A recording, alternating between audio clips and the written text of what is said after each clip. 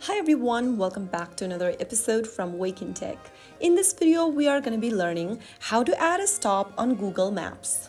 Adding a stop in Google Maps is a great way for planning road trips, errands, or efficient travel routes.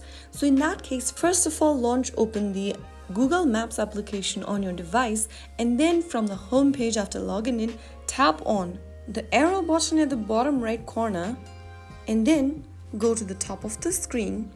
And right where it says choose destination, enter the name of your destination. After you do that, right next to your location, tap the three dots at the top right and then click on edit stops. Now, you will see a add stop button appearing at the top of the screen. Go ahead and drag the add stop and place it right under your location box. You will then be able to add a stop in between your destination. Go ahead and select the stops from the route appearing on the screen. Select your stop and simply go ahead and tap on the add stop box.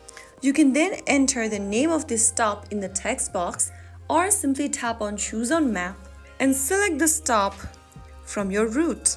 Simply drop the pin in between and tap on OK at the bottom, and this will help you add a stop between your route. You can also add multiple stops. Simply repeat the process.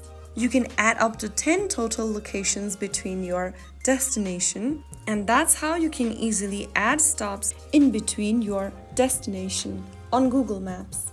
So that's how you can easily add a stop on Google Maps. If you found the video helpful, go ahead and give us a thumbs up.